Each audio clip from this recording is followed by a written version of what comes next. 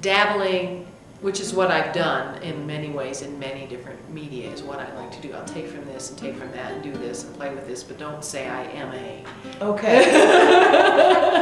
That's fair. I'm not a printmaker. I'm not, a painter. I'm not a, it's like, I like to say I'm an artist, and when people, come up to me in a cocktail party or something like that and say, well, I'm an artist. Oh, what do you do? It's like, oh God.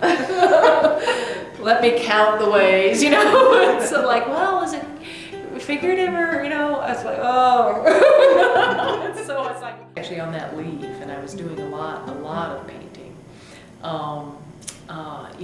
For me, often the most recent artwork is kind of the most favorite, or the most recent ones, because it's kind of where you are, and you usually feel like you've taken wherever you were before somewhere better or more full.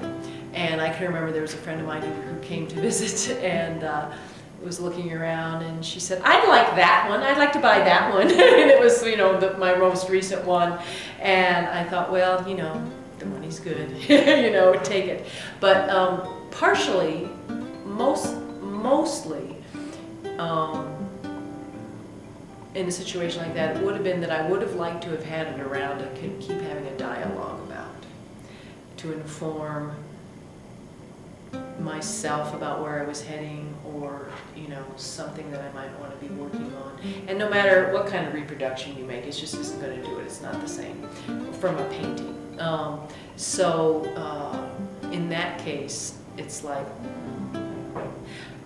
with prints, no, because there were always sort of more copies.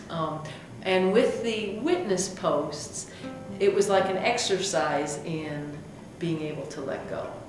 To say, this is a gift, this is going on. And I've always actually, that's an old thought for me, that this gift and going on.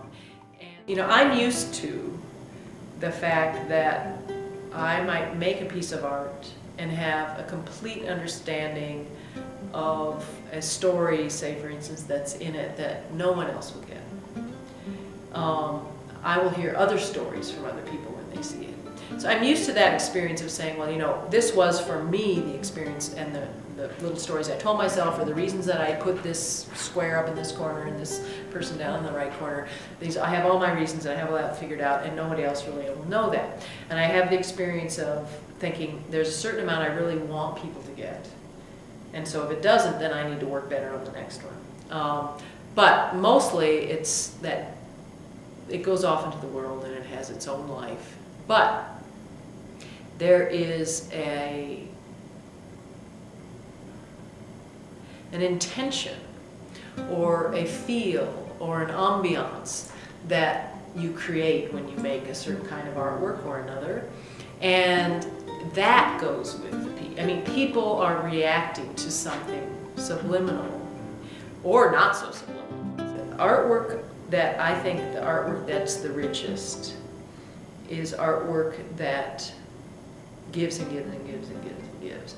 That you come to it, and then you come to it again, and you see more, and you see more, and you see more. Either literally in a space of time, as you move towards a big painting or something, you get something at a distance, and you get something in the mid-range, and you get something different close up, and you get something different even closer. That is like rich, rich art making. For me, for better or for worse sometimes, art usually has been a process of self-discovery in some fashion. It's a combination of, oh, I have an idea that I'd like to pursue, a problem I'd like to set up and resolve. That usually what gets me motivated these days anyway. Like, ooh, I've got this project for a walk project I want to do. I have no idea what the product would be of it, but it gets me motivated, and I'm taking notes, and I'm keeping journals, and I'm taking photographs. And, I'm doing what I said I wanted to do, and then I might turn it into something that you could share. I might not ever engage them.